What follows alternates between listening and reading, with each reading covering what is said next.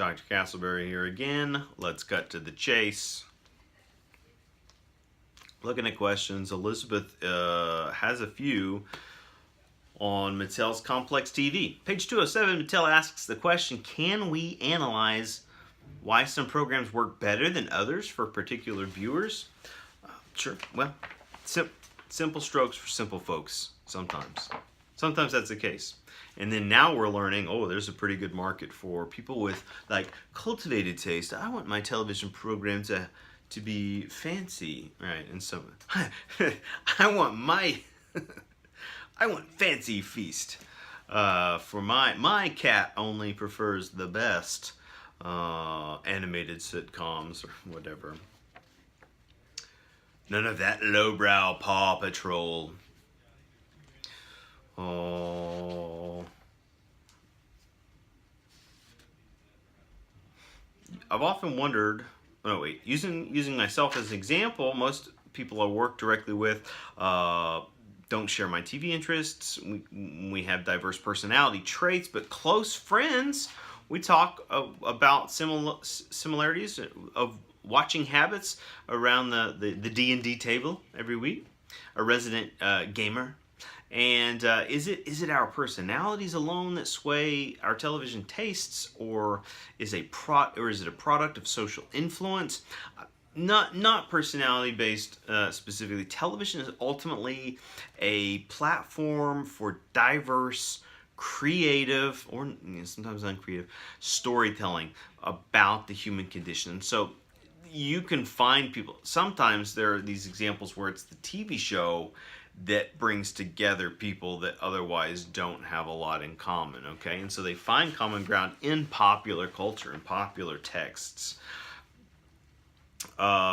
Is in the field of television, can such a thing as true objective analysis of content exist? Yes, in some instances, but that is the type of research that is closer to the social sciences, okay? And so that is the kind of research you would uncover on one hand for maybe the history of media effects studies in the mid 20th century, late 20th century, but it's also, that's the kind of data that's used by industries, okay? That kind of data is what they're looking for so that they can, sell your likes and interests and personality traits from your social media account to advertisers, so that you get those unique advertisements on your, Facebook wall when you're talking about the latest episode of, Parks and Rec, or playing, Cones of Dunshire with the buds. Should we acknowledge that any review or research done in this field will be swayed by our own preferences in television? Well, this is a great way Mattel demonstrates that for us, right? He's very open and honest. He says, I'm showing my biases. And that can be a good practice, because to show that is then to recognize, okay, we are aware of it. Now let's move forward with the criticism, right? The critique and evaluative forms of analysis. But keep this in mind, and this is important. Not all subjectivity is bad, okay? Subjectivity lies at the heart of all criticism, but the gap comes in a lack of understanding to formulate your voice, right? To formulate engaging critiques or criticisms, and inexperience, in other words.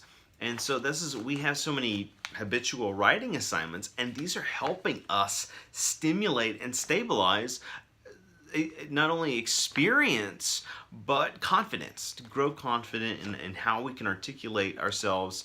And we screen diverse texts so that we have at least a small sample field to go along with those previously existing, to help inform and kind of cultivate a type of critic, a type of critical style, if you will.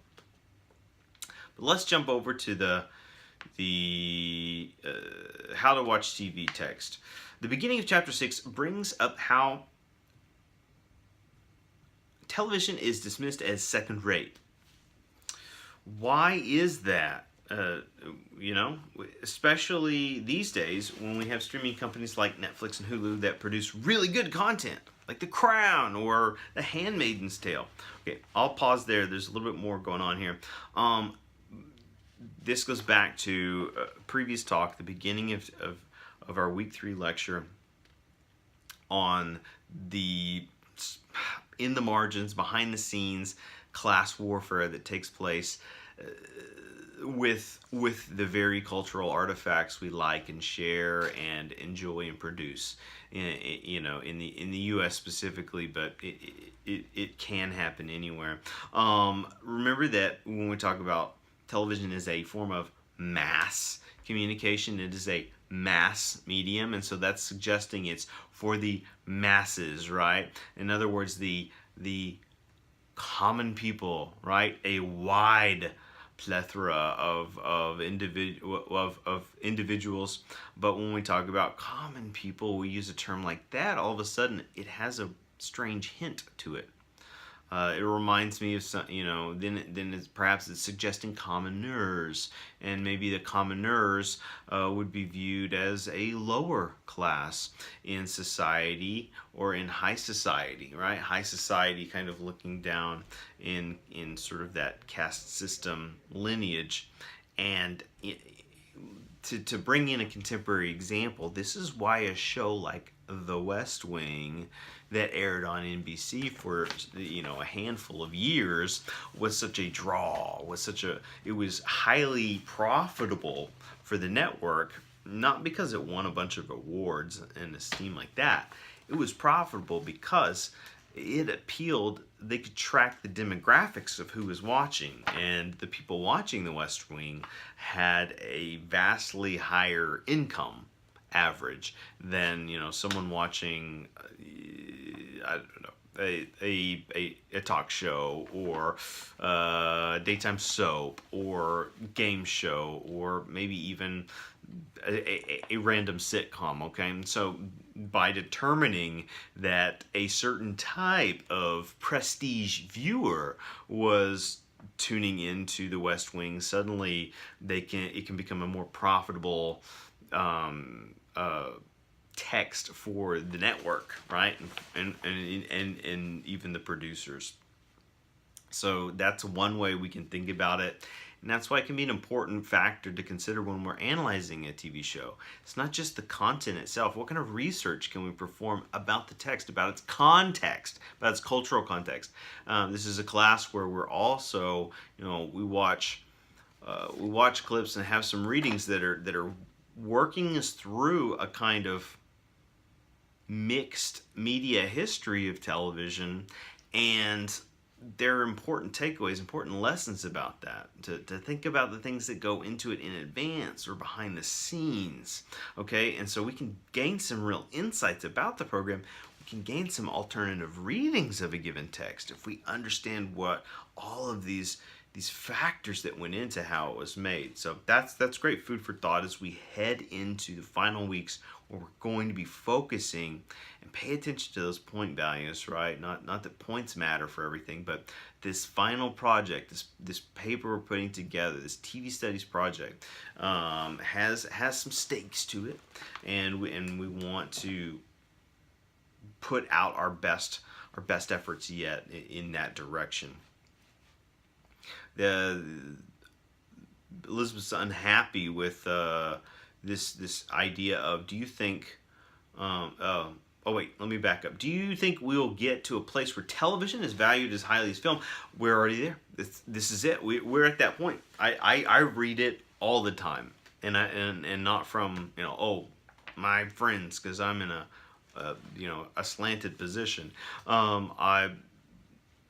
Artists across all mediums recognize that, and that is a relatively new phenomenon. That I'm sorry for not being more specific, clear, concrete in my language.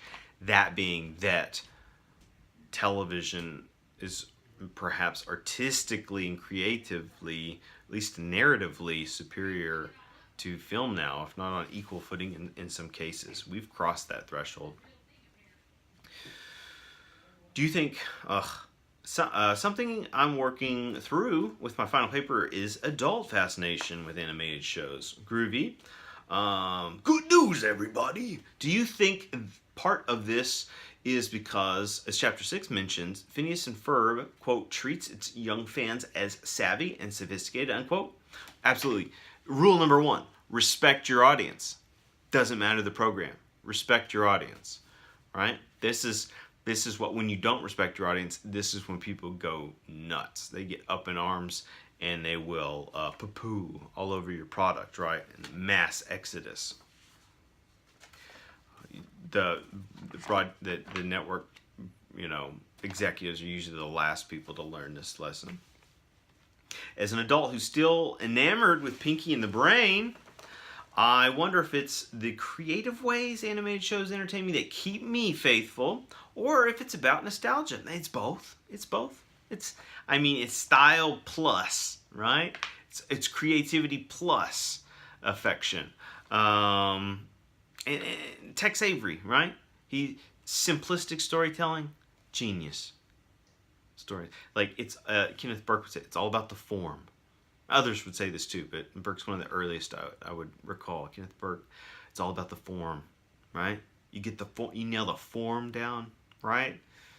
And it's going to gather attention and appreciation, or create, articulate persuasion.